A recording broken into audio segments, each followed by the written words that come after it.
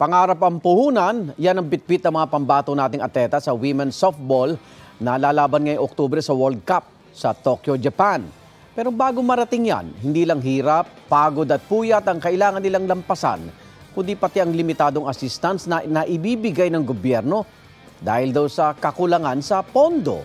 Ang kwento ng kanilang sakripisyo sa special report ni Darling Kai.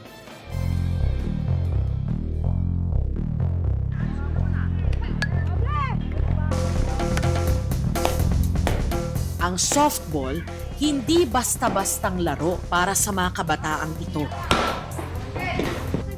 Bawat palo sa bola, kada lapat nito sa gloves, at bawat segundong tumatakbo sila sa field, ay pagtaya sa kanilang kinabukasan. 5 sa 16 na miyembro ng Philippine team ng U15 Women's Softball ay mga taga San Miguel, Bulacan. Magkakasama silang nakatira dito sa bahay ng kanilang guro at coach na si Coach Jen. Nakita ko po talaga na malaki yung maitutulong nito dun sa mga batang talagang kapos sa buhay na walang kakayanan makapag-aral sa college. So yun po yung una naming naging motivation. Si Coach Jen at kanyang asawa ang nag-aalaga, nagpapakain at nagtitrain sa 5 players. Kasi dalawa po kami mag-asawa po, pares po kaming public school teacher. So nagkasundo po talaga kami sa, kumbaga wala po kaming ibang bisyo, wala po kaming ibang luho. Yun lang po talaga yung pag-alaga namin ng mga players. So meron po kaming maliit na business na nakakataguyod po kami. Araw-araw, maaga silang nagsisimulang mag-training dito sa bakuran ni na Coach Jen. Pagkatapos, papasok pa sila sa paaralan. 14 hanggang 15 taong gulang ang team members, kaya nasa grade 9 hanggang 10 sila. Isa si Janelle sa mga miyembro ng team. Panganay siya sa 4 na magkakapatid.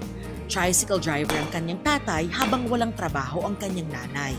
Dahil sa hirap ng buhay, hindi kaya ng kanyang mga magulang na sabay-sabay pag-aralin silang magkakapatid. Minsan po hindi po kami nakakakain. Minsan po 2 beses lang po sa isang araw.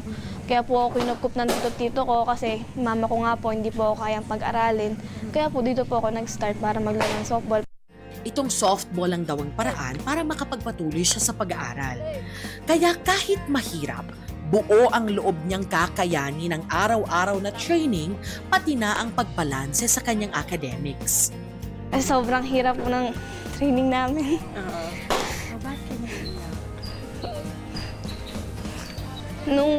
Sobrang hirap po nung training namin, gusto ko na pong umuwi. Pero ginaid pa rin po ako ng tito ko na magpatuloy pa rin po kasi yung pag po hindi po ako nag-softball, wala na po akong pag-asa makapag-aral sa magandang eskwelahan. Pagkatapos ng klase, bumabalik sila rito sa bakuran ni na Coach Jen para ipagpatuloy ang training. Dito sila sa lilim ng mga puno ng mangga, tumatakbo, gumagawa ng drills at nag-e-ensayo. Sa araw-araw na training na pinagdaraanan ng 15U softball players ay hirap, pagod at puyat ang kanilang pinagdaraanan. Pero baliwala ang lahat ng yan dahil ang puhunan nila ay pangarap. Luma at hindi nakagandahan ang mga gamit nila. Pero hindi naman daw dyan nasusukat ang galing, disiplina at dedikasyon. Dahil po sa softball po nakikita ko po yung dito po ako magaling, dito po ako kumbaga po nakikita ko po yung mga ate ko na dito po sila sa sports na to nakakapag-aral, makakapagtapos po. Dito ko po matutulungan yung magulang ko na umangat po sa paghirap po. Nitong nakaraang U15 Women's Softball Asia Cup sa Taiwan, tinalo ng Pilipinas ang pambato ng South Korea sa score na 10-0. Nakamit ng team ang bronze medal. Kaya pasok sila sa darating na World Cup sa Tokyo, Japan. Ang request ko nga lang kay God talaga na kalabisan na mag-champion kami, ang hihilingin ko doon. Pero at least kahit may matalo kami, kahit isang team na competitive, masaya na kami. So hindi namin inasahan na talagang pupwesto kami. So yung last na game namin, wala na kaming ginawa, kaming 2 coaches, nagyakapan, nagtaluan na ng mga bata, nag-iyakan, na parang hindi mag-sink-in sa amin na mag-podium kami, na magta-Tokyo pala tayo. Parang ang tagal pang mag-sink-in kasi nga first-timer na sumali ang U15. Para sa paparating na World Cup, lalong pukpukan ang training ng mga atleta. Taga-Pasig ang ibang miyembro ng team. Kasama nilang nagtitraining ang softball players ng lungsod. Yung softball po parang nakatulong na po sa family namin.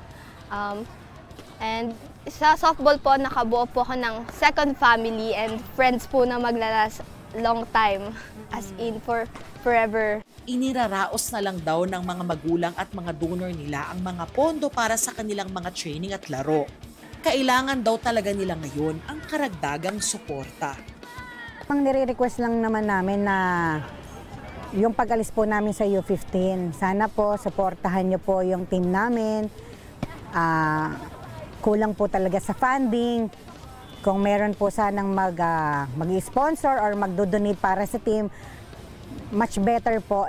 May mga programa naman daw ang Philippine Sports Commission para suportahan ng softball sa Pilipinas. The only way that we can help them is if they go train abroad. Because they have to be able to compete with other teams. Locally, walang team na pwedeng katapat nila locally because we have not developed so much. We encourage the NSA to develop their grassroots program so that they will have more softball team. Pero, limitado lang din daw ang assistance na maibibigay nila dahil kulang din ang kanilang pondo. Halimbawa, para sa susunod na taon, 210 million pesos lang ang nakatakdang matanggap ng PSC kung maaaprubahan ang kasulukuyang bersyon ng 2024 national budget sa Kongreso. We keep on telling the House of Representatives and the Senate, we had about 56 sports. Now we have 75. So dumadami sila, dumadami ang atleta. We cannot have the same amount or even less amount. Isa rin daw sa kailangang talakayin ay kung paano maiangat pa ang sport na softball sa Pilipinas. You have to take a look at ano yung mga practices nung, this is just from my assessment, how do the top teams do it? Diba? Bakit sila nandun sa level? I think that's one thing that we might have to take a look at. How do they, what structure do they have in terms of their sport? How can we create a platform for them to thrive and excel, diba? Parang I think that's the question that we need to ask.